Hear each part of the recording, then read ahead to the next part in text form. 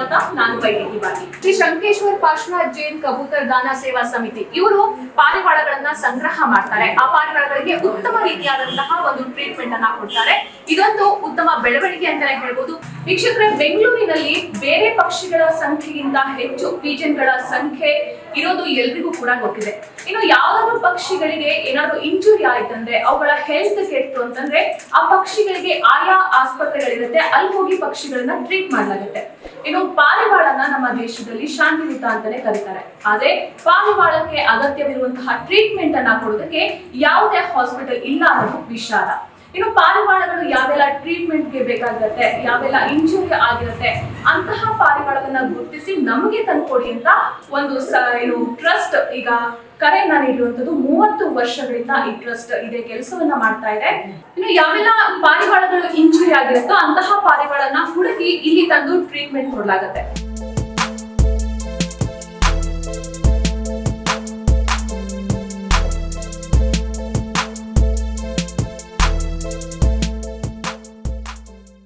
ಏಜಲ್ಲಿ ಕಾಣಿಸ್ತಾ ಇರುವಂತಹ ಪಾರಿವಾಳಗಳು ಇವಕ್ಕೆ ಏನು ಪಾಕ್ಸ್ ಅಂತ, ನಮ್ಗೆ ಮನುಷ್ಯರಿಗೆ ಹೆಂಗ್ ಚಿಕನ್ ಪಾಕ್ಸ್ ಅಂತ ಬರುತ್ತೋ ಅದೇ ರೀತಿ ಪಾರಿವಾಳಗಳಿಗೂ ಪಾಕ್ಸ್ ಅಂತ ಬರುತ್ತೆ. 2 ರೀತಿಯಾದಂತಹ ಪಾಕ್ಸ್ ಪಾರಿವಾಳಕ್ಕೆ ಬರುತ್ತೆ. ಒಂದು ಡ್ರೈ ಪಾಕ್ಸ್ ಮತ್ತೆ ಇನ್ನೊಂದು ವೆಟ್ ಪಾಕ್ಸ್. ವೆಟ್ ಪಾಕ್ಸ್ ಇರುವಂತಹ ಪಾರಿವಾಳ, ಇಲ್ಲಿರುವಂತಹ ಪಾರಿವಾಳಗಳು ವೆಟ್ ಪಾಕ್ಸ್ ಅಲ್ಲಿ ಇರುವಂತದ್ದು. ಹಾಗಾಗಿ ಇವುಗಳಿಗೆ ಹೆಚ್ಚಿನ ಟ್ರೀಟ್ಮೆಂಟ್ ಕೊಡ್ಬೇಕಾಗತ್ತೆ.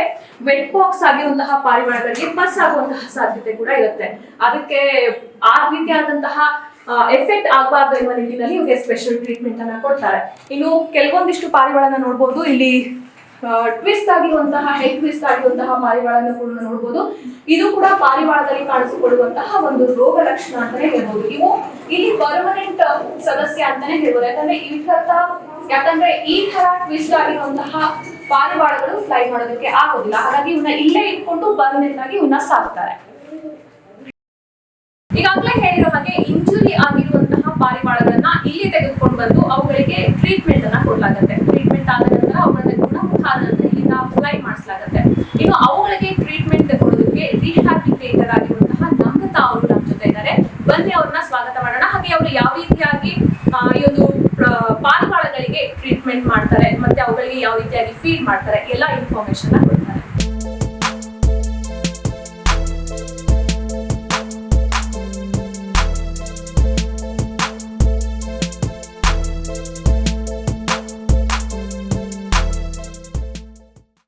ವೈಟ್ ಕಲರ್ ಪೀಜನ್ ಕಾಣಿಸ್ತಾ ಇದೆ. ಇದು ಫ್ಯಾಷನ್ ಪೀಜನ್. ಇದು ಸ್ಟ್ರೀಟ್ ಅಲ್ಲಿ ಹೋಗ್ತಾ ಇರುವಾಗ ಸಿಕ್ಕಂತಹ ಪೀಜನ್. ಹಾಗೆ ಇದನ್ನ ಹಂಗೆ ಸುಮ್ಮನೆ ಹೊರಗಡೆ ಬಿಡೋದಕ್ಕೂ ಆಗಲ್ಲ. ಇದನ್ನ ಜನರು ತಿನ್ಬಿಡ್ತಾರೆ ಅನ್ನುವಂತಹ ಒಂದು ಉದ್ದೇಶ ಇಟ್ಕೊಂಡು, ಹಾಗಾಗಿ ಇಂತಹ ಪೀಜನ್ಗಳನ್ನ ಕೇಜಿಗೆ ಇಟ್ಕೊಂಡು ಸಾಕಾಗುತ್ತೆ.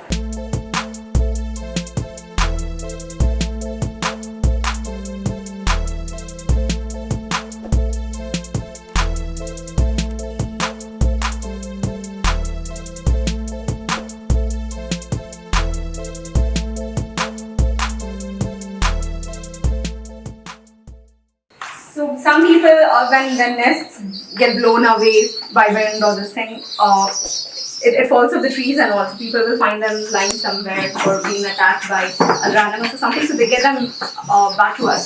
So these were the birds that we had received. So they have grown over here now. So this is a phase where they are partially dependent to be fed by parent pigeons, and they learn to eat on their own. So now I feed them partially, but I'm keeping them together with a little jawar so that they learn to eat on their own. So few of them are eating on their own now, and I have to check every day whether they've eaten or not, and accordingly I'll be giving them more food.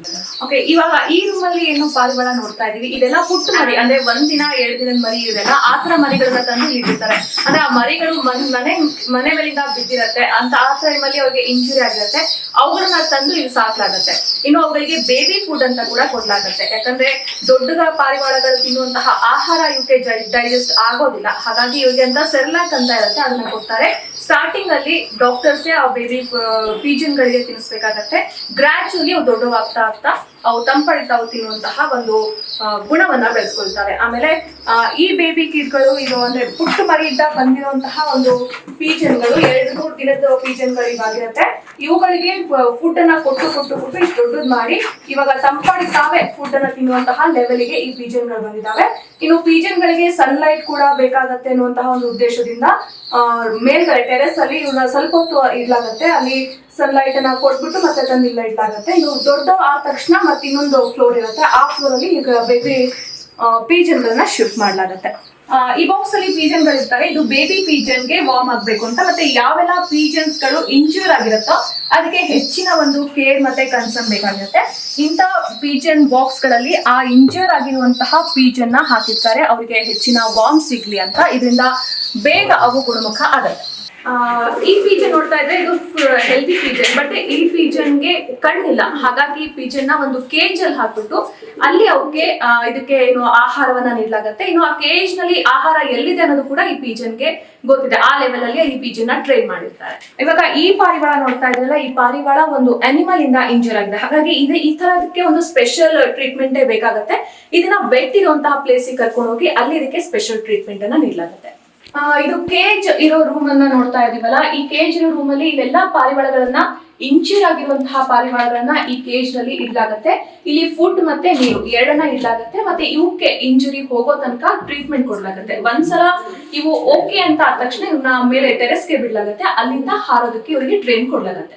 ಇದು ಈ room ಅಲ್ಲಿ ಇರೋದೆಲ್ಲ full grains, ಅಂದ್ರೆ ಪಾರಿವಾಳಗಳಿಗೆ ಕಾಳುಗಳೆಲ್ಲ ಬಂದಿರತ್ತೆ. ಇವಾಗ ದೇಣಿಗೆ ಅಂತ ಕೊಡ್ತಾರೆ, ಅಂತ ಕೊಟ್ಟಿರುವಂತಹ ಕಾಳುಗಳು ಇಲ್ಲಿ ಸಂಗ್ರಹ ಮಾಡ್ತಾರೆ. ಈ ಒಂದು ಕಾಳುಗಳನ್ನ ಕೊಡೋದ್ರಿಂದ ತಮ್ಮ ಜೀವನದಲ್ಲೂ ಕೂಡ ಒಳ್ಳೆಯದಾಗತ್ತೆ ಎನ್ನುವಂತಹ ಭಾವನೆ ಇಟ್ಕೊಂಡು ಈ ಕಾಳುಗಳನ್ನ ದೇಣಿಗೆಗಳು ಕೊಡ್ತಾರೆ. ಆ ಬಂದಿರುವಂತಹ ಕಾಳುಗಳನ್ನೆಲ್ಲ ಇಲ್ಲಿ ಸಂಗ್ರಹ ಮಾಡಲಾಗತ್ತೆ. ಅದಾದ ನಂತರದಲ್ಲಿ ಪಾರಿವಾಳಗಳಿಗೆ ಅವನ್ನ ಫೀಡ್ ಮಾಡಲಾಗತ್ತೆ.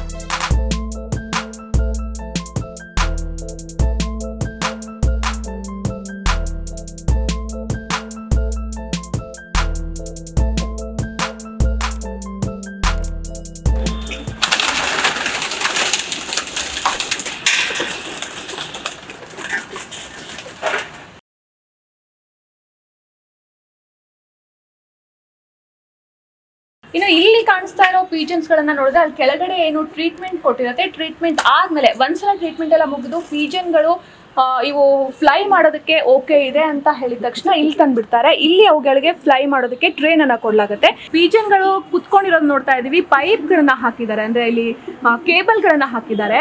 ಒಂದೊಂದು ಲೆವೆಲ್ ಅಲ್ಲಿ ಕೇಬಲ್ ಗಳನ್ನ ಫಿಕ್ಸ್ ಮಾಡಿದ್ದಾರೆ, ಯಾಕಂದ್ರೆ ಯಾವ್ಯಾವ ಲೆವೆಲ್ ಅಲ್ಲಿ ಪೀಜನ್ ಹಾರತ್ತೋ ಆ ಲೆವೆಲ್ ಹೋಗಿ ಆ ಕೇಬಲ್ ಮೇಲೆ ಪೀಜನ್ಗಳು ಕೂಡತ್ತೆ.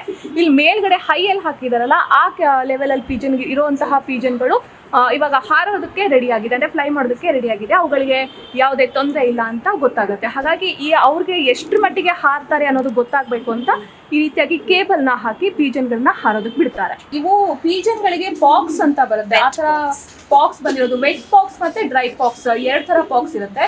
ಇವೆರಡು ಪೀಜನ್ ವೆಟ್ ಪಾಕ್ಸ್ ಆಗಿರೋದ್ರಿಂದ ಬಾಯಿಗೆ ಮತ್ತೆ ಫುಲ್ ಮೈಗೆಲ್ಲ ಅಂಟ್ಕೊಳ್ಳುವಂತಹ ಚಾನ್ಸಸ್ ಕೂಡ ಇದೆ. ಈಗಾಗಲೇ ಬಾಯಿಗೆ ಬಂದಿರೋದನ್ನು ನೋಡ್ತಾ ಇದೀವಿ.